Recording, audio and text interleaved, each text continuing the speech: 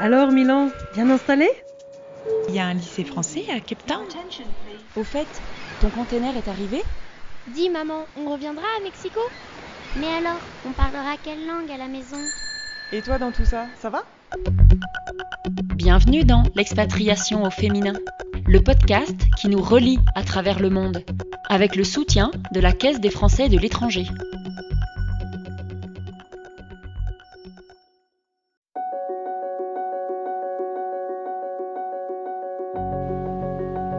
À la naissance de mon deuxième fils, j'habitais en Australie et j'étais plutôt contente parce que, comme c'était un bébé très très lourd, j'avais récupéré mes kilos de grossesse assez vite. Donc j'étais toute fiérotte de retrouver une ligne qu'en France on appellerait une bonne ligne de bikini. Et je regardais les Australiennes qui avaient leurs petits kilos qui bedonnaient au-dessus de leur jean taille basse et je me disais c'est quand même pas hyper sexy. Et là, j'ai une amie australienne avec qui on discutait, qui me disait quand même les Françaises, ça fait des drôles de critères, c'est étonnant que vous soyez si maigre. Ton mari, quand il te passe la main dans le dos, il n'est pas horrifié de sentir toutes ses côtes. Et moi, je la regardais avec ses petits bourrelets qui dégoulinaient le long de son jean et je me disais, en fait, la beauté, c'est quand même hyper contingent.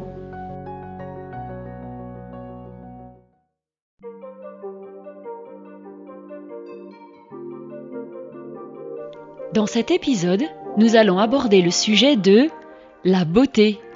Alors, disons-le tout de suite, il ne s'agit pas de tomber dans le cliché de la femme oisive n'ayant rien à faire que de prendre soin de son apparence. Figurez-vous que la notion de beauté, loin de n'être que superficielle, fait partie de l'expérience de l'expatriation. C'est un sujet qui s'est imposé à nous lors de la rédaction du guide de l'expatriation au féminin. Ce qui nous intéresse, c'est l'aspect culturel du rapport au corps et à l'image. En vivant à l'étranger, vous expérimenterez des critères de beauté qui vous séduiront, d'autres qui vous déstabiliseront. Le sujet ici, c'est en fait moins être belle que se sentir bien dans son corps en expatriation. Bien dans son corps, bien dans son apparence et bien dans son environnement. Pour cet épisode, nous échangeons avec Juliette Potin, coach de la Coach Academy d'Expat Communication, qui a vécu en Italie, Turquie et aux États-Unis. Bonjour Juliette. Bonjour Amélie. Que penses-tu de ce témoignage d'Alix ? J'adore, c'est très rigolo et c'est très représentatif de ce qui se passe en expatriation. C'est quand on réalise qu'il y a d'autres standards en termes de beauté que dans le cas d'Alix, on réalise que la fierté qu'on peut avoir d'avoir retrouvé la ligne rapidement après une grossesse, c'est complètement lié à notre culture. C'est pas du tout quelque chose qui vient de nous de manière innée. C'est vraiment quelque chose qu'on nous a transmis, consciemment ou inconsciemment. Et quand on réalise ça, en fait, on peut le regarder avec un peu de distance. On peut le remettre en question. On peut choisir d'adopter de nouveaux standards. Ça donne quand même pas mal de liberté. Ce à quoi ce témoignage me fait penser aussi, c'est la différence entre le regard des hommes et celui des femmes sur le corps de la femme. Là, en fait, on peut imaginer que le mari d'Alix serait pas contre ces petits bourrelets. Et donc, c'est intéressant parce que finalement, au sein du couple, on l'interroge pas ce standard. Mais on pourrait déjà poser la question à son mari et savoir ce que lui, il en pense. Moi, aux États-Unis, j'ai vécu ça parce que je calquais un peu mon standard sur les Américaines, c'est-à-dire que je jugeais clairement quand je voyais ces corps XXL, ces Américaines bien enrobées et plein de bourrelets, elles aussi moulées dans leur robe près du corps. Moi, je trouvais pas ça beau, clairement. Mais quand je demandais à mon mari ce qu'il en pensait, il n'était pas aussi catégorique. Donc le standard n'était pas partagé par mon mari. Il n'était pas partagé par les Américaines non plus parce qu'elles n'avaient pas l'air de se sentir complexées. Elles avaient l'air plutôt bien dans leur basket. Donc, si c'était pas partagé par mon mari, si c'était pas partagé par les Américaines, si c'était un standard que partagé par moi-même, finalement, est-ce que c'est bien un standard, quoi ? C'est là que le standard commence à s'effriter et c'est là que c'est intéressant. Et alors justement, quel impact a l'expatriation sur le fait de se sentir belle ? On est en plein dedans, en fait, avec cet exemple. L'expatriation, c'est vraiment se confronter à une nouvelle culture, à de nouveaux standards et donc, c'est remettre en question. C'est s'interroger sur ce qu'on a toujours considéré comme normal. Et ça, c'est pareil pour la beauté. expatriation nous ouvre les yeux sur le fait qu'il y a d'autres manières de faire en matière de beauté, d'autres manières de regarder et d'autres manières de se regarder. En fait, c'est comme si on avait vécu toute notre vie avec nous-mêmes et que tout d'un coup, on se redécouvrait. En fait, on peut vraiment habiter notre corps différemment en expat. Par exemple, moi, je suis pas ce qu'on appelle mince dans le standard français. Je suis un petit gabarit, mais j'ai des formes, tu vois. Et ben, je me sentais vraiment mince aux États-Unis, parmi toutes ces tailles XXL. Donc, c'est vraiment que j'avais un nouveau rapport à mon corps. Et vraiment, c'est là on réalise que c'est pas lié à soi-même, c'est pas lié à son corps, c'est vraiment lié à ce qu'on a dans la tête. Donc ça c'est, je trouve quelque chose d'intéressant à explorer. On peut se sentir mieux en expatriation et on peut aussi se sentir moins bien, on peut se sentir complexé en expatriation. Par exemple, le fait de ne pas avoir de forme en Amérique latine. Je crois que tu me parlais de ça. Oui, alors moi, c'est exactement ça. Moi, je suis un spaghetti sur pattes, donc je suis très très fine et vraiment pas de forme. Petite anecdote, j'étais invitée à une graduation, tu vois, une jeune fille qui terminait sa faculté, donc les parents nous ont invités. On s'est retrouvés à une soirée, mais tu sais, c'était les soirées à l'américaine, comme tu vois dans les films, là où elles ont les robes longues, les décolletés, mais elles sont plantureuses, elles sont maquillées, mais over maquillées. Et moi, j'arrive, la petite française, dans ma petite robe où je flottais dedans, j'ai zéro forme. J'étais maquillée, mais sans plus. Mais là, je te promets que personne ne me regardait. Et moi, je regardais les autres en me disant, mais c'est un sketch, elles sont déguisées, si tu veux, pour moi, pour mon standard. Et en fait, non, là, c'est moi qui, à l'inverse, j'étais pas du tout assez maquillée. Voilà, j'étais pas adaptée. Oui, j'ai bien senti la différence. Oui, en expatriation, on peut être vraiment surprise, voire agacée par des standards qui correspondent pas aux nôtres. Et on peut aussi être séduite par d'autres manières de prendre soin de soi, d'être belle, d'être féminine. Moi, aux États-Unis, en fait, je me suis fait faire les ongles pour la première fois de ma vie, à presque 40 ans, tu vois. Alors, je m'étais déjà fait les ongles comme ça, juste pour une journée. Mais me faire les ongles de manière un peu permanente, ça, c'était la première fois que je le faisais.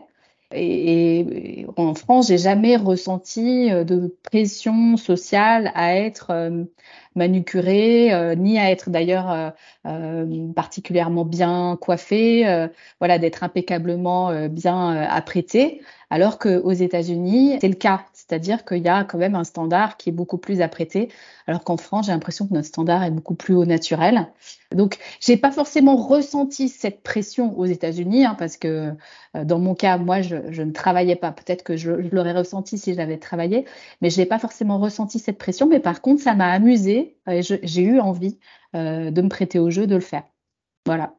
Donc, l'expatriation peut nous ouvrir à d'autres manières de faire, des choses dont on va juste s'amuser et des choses auxquelles on va peut-être garder, des choses, des rituels qui vont nous intéresser, même qu'on va prolonger au retour d'expatriation. Je crois que tu as une petite anecdote sur une amie en Thaïlande. Oui, j'ai une amie, par exemple, qui a vraiment apprécié, et on peut le comprendre, la tradition du massage en Thaïlande. Elle est rentrée aujourd'hui depuis plus de 10 ans et elle continue, en fait, à se faire masser régulièrement. Ce qui est, je trouve, un bon rituel à garder. Alors, je te propose maintenant d'écouter un deuxième témoignage. C'est Charlotte, tu vas voir, qui a changé des petites choses dans son rituel beauté.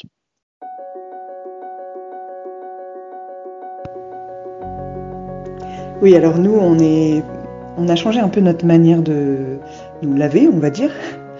J'avais été sensibilisée auparavant sur le trop de plastique dans les salles de bain. Et ensuite, en arrivant au Mexique, on a été très déçus du choix proposé. On trouvait que les produits de salle de bain pour se laver étaient trop chimiques. Et du coup, on a cherché un peu autour de nous pour trouver d'autres solutions, pour acheter des produits plus naturels.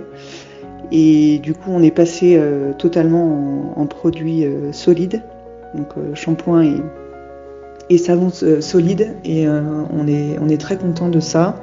Et toute la famille, voilà, les enfants aussi, on est tous contents de se laver avec des produits plus naturels. Donc on voit dans ce témoignage qu'effectivement, les habitudes peuvent changer, nos rituels peuvent changer en expatriation. Oui, Bien sûr, c'est l'occasion de se poser des questions qu'on ne se serait pas forcément posées en restant en France. Et comme dans ce témoignage, moi aussi, j'ai commencé à m'intéresser aux produits naturels parce que une fois ma bouteille de shampoing terminée, j'ai pas trouvé d'équivalent dans les magasins. J'ai commencé à me renseigner, à lire les étiquettes comme cette personne et à me dire tiens, ça c'est quand même du marketing, ça a pas l'air très net. Et voilà, à me renseigner, à faire attention du coup à ce que comment je mettais sur ma peau et à remettre en question finalement ce que je faisais avant, pour lequel je me posais aucune question. Et donc j'ai commencé à faire moi-même mon shampoing, mon gel douche, à passer au maquillage minéral, ce qui n'était pas du tout la tendance là-bas. Et je devais faire 40 km pour trouver un magasin bio dans lequel trouver tous ces produits. Mais c'est vrai que c'est la confrontation à des produits qui ne m'inspiraient pas confiance qui a fait que j'ai changé de rituel. Ouais. Et quelquefois, c'est aussi, j'ai envie de dire, les locaux qui nous interrogent sur nos propres rituels. Et du coup, on peut se poser des questions par rapport à notre rituel. Donc là, j'ai pas d'exemple par rapport à moi, mais je reçois là tous les ans, depuis qu'on est rentré en France, une correspondante japonaise, parce que mes enfants font du japonais. Et en fait, cette étudiante-là, elle prend 3 douches par jour. Donc, il faut lui expliquer qu'en France, on se lave moins, c'est pas qu'on est moins propre, mais en fait, on économise de l'eau. Au Japon, ils n'ont pas de problème d'économie d'eau à faire, mais en France, si. Et tu le disais tout à l'heure, on peut ressentir une certaine pression vis-à-vis d'un standard local. Moi, par exemple, je pense à mes filles. Ici, au Mexique, le poil est banni. Donc vraiment, tout le monde s'épile, tout le monde est passé à l'épilation définitive. Et tu vois, j'ai mes ados là qui sont en train de me demander, même assez jeunes, je veux passer à l'épilation définitive. T'en penses quoi? Ouais, ça me parle parce qu'en fait, qui on est, et puis quand on est ado, on est en pleine construction de qui on est. Qui on est, c'est un équilibre subtil entre le sentiment d'appartenir à un groupe et le sentiment d'être unique. Donc, quand on arrive dans un nouvel environnement, on va chercher à recréer, à retrouver ce sentiment de qui on est, en voulant s'intégrer au groupe, en voulant adopter les standards du groupe et aussi en préservant son unicité. Donc, dans leur cas, effectivement, vu qu'elles sont vraiment dans un processus d'appartenir, c'est pas étonnant qu'elles aient envie de se plier aux standards. Et toi, à l'inverse, t'es plutôt dans le fait, voilà, disons que t'as un petit peu de bouteille et tu sais qui tu es. Donc, tu as plutôt envie de préserver ton unicité et préserver la française qui est un peu poilue sur les cuisses, quoi. Donc, et c'est vrai que c'est en général à l'étranger que on redécouvre la française en nous, qu'on apprécie, voilà, d'être un peu différente du groupe. Et par exemple, moi aux États-Unis, d'avoir des jolies bottines alors que tout le monde est en basket. Et alors justement, comment faire pour ne pas trop souffrir de cette pression? Je pense que ce qui est important, c'est de comprendre d'où elle vient cette pression, en fait. De réaliser, comme on le fait ensemble, que c'est quelque chose de culturel, que le standard n'est pas universel et donc qu'on a le choix de s'y soumettre ou pas. De comprendre aussi cette envie d'appartenance, comme tes ados. Donc, c'est tout à fait normal de vouloir se conformer un minimum et puis aussi de s'interroger sur ce qui est important pour soi, ce qui est fondamental pour soi, au fond, de quoi on a besoin. Donc, par exemple, aux États-Unis, le sport est hyper valorisé, tout le monde fait de l'exercice. Les gens que je rencontrais après m'avoir demandé ce que je faisais et dans quelle église j'allais, c'était un peu les 2 questions. La troisième question, c'était qu'est-ce que tu fais comme sport, dans quelle salle de sport tu vas, etc. Et moi, je n'étais pas spécialement sportive, j'avais pas un sport de prédilection, mais à un moment donné, j'ai eu envie de pouvoir répondre à un truc. Donc, je me suis interrogée sur mon besoin. Est-ce que j'avais besoin de répondre pour me sentir appartenir au groupe et pouvoir dire, ah bah oui, moi, mon sport, c'est ça? Ou est-ce que j'avais envie de reprendre le sport pour moi, finalement? Quel était mon besoin? J'ai réalisé que finalement, moi, j'avais besoin de bouger parce que aux États-Unis, je bougeais plus du tout. Donc en fait, je sortais plus du tout de ma voiture, je ne marchais plus. Et donc j'ai ressenti le besoin de effectivement me bouger un peu plus. Et je me suis mis à la course à pied, mais pas en salle. Je me suis mis à la course à pied avec des copines pour pouvoir papoter parce que mon besoin, c'était aussi de partager avec quelqu'un, de rencontrer des gens. Donc, j'ai pu concilier finalement mon besoin de bouger, mon besoin aussi de rencontrer des gens avec le fait de me sentir appartenir en disant oui, bah moi, je cours. Tu as écrit un article pour Femme Expat sur les kilos de l'expatriation. Peux-tu nous en parler ? Oui, bien sûr. Alors moi, je suis passionnée par la relation entre le corps et l'esprit. Et en fait, quand on prend des kilos, on a tendance à plaquer immédiatement des causes dessus. Tu vois, par exemple, on se dit, bah moi j'ai fait des excès pendant les fêtes, ou c'est le fait d'être à la maison qui fait que je grignote toute la journée, ou pour ma part, je me disais, ah, c'est le sucre qui rajoute dans tous les aliments aux États-Unis. Et on a en partie raison. Mais en partie seulement, parce qu'il y a aussi et surtout des causes liées à notre état d'esprit, à nos émotions, à nos contrariétés et à nos croyances aussi.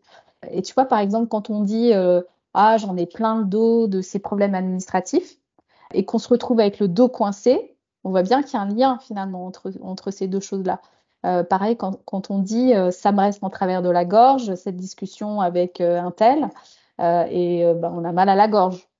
Donc, on voit bien qu'il y a un lien entre le corps et l'esprit. Et de la même manière, on peut s'interroger pourquoi est-ce qu'on a pris des kilos. Alors, il ne s'agit pas de se culpabiliser, mais c'est dans une démarche vraiment de comprendre le message que notre corps est en train de nous passer et donc peut-être d'arriver mieux à le résoudre et de conscientiser des choses qu'on n'avait pas encore conscientisées. Par exemple, quand c'est une cause émotionnelle, souvent à l'intérieur de soi, on le sait. D'ailleurs, on va dire, ma famille me manque, je me console avec du chocolat, par exemple. Ou cette situation rend hystérique, je mange pour me calmer les nerfs. Donc, on va le savoir au fond de nous qu'il y a une cause émotionnelle, mais ça peut être aussi plus profond que ça peut toucher des croyances qu'on a sur nous. Je pense par exemple au fait de ne pas être à la hauteur. On peut souvent se sentir pas à la hauteur quand on est à l'étranger, par exemple quand on cherche du travail ou quand on parle pas bien la langue. Et ben ça, en fait, c'est connu par les experts de ces choses-là, que dans ces cas-là, on stocke plutôt au niveau du ventre, parce que le ventre, c'est la zone qui correspond aux capacités. D'ailleurs, on dit d'une personne qu'elle en a dans le ventre. Voilà, quand une personne qui est sûre d'elle. Et quand on pense qu'on n'en a pas dans le ventre, du coup, on stocke pour en avoir. Et voilà, c'est pour ça que dans des périodes de doute sur nos capacités, on stocke plutôt dans cette partie-là. Juliette, quel serait ton mot de la fin ? Eh ben, écoute, la beauté, finalement, peut sembler être un sujet léger au premier abord. Et je trouve qu'on en a finalement fait un sujet très sérieux et profond dans cet épisode de podcast. Donc, mon mot de la fin, ce serait plutôt de terminer avec un peu plus de légèreté et peut-être le conseil de s'amuser avec les différences qu'on va rencontrer en expatriation, de s'amuser aussi avec soi-même, de tester des nouveaux rituels, voilà, de s'autoriser en fait à changer ses standards pour finalement pour se sentir plus libre, peut-être assumer ses bourrelets par exemple. Et d'être tout à fait à l'aise, très maquillée dans une soirée mexicaine. Merci encore Juliette. Et je rappelle que si nos auditrices veulent en savoir plus, elles peuvent aller sur le site de femmeexpat.com. Dans le prochain épisode, nous parlerons de l'expatriation en solo. Alors je vous dis à bientôt. Merci Amélie, à bientôt. Ce podcast est produit par Expat Communication, l'éditeur de femmeexpat.com, avec le soutien de la Caisse des Français de l'étranger.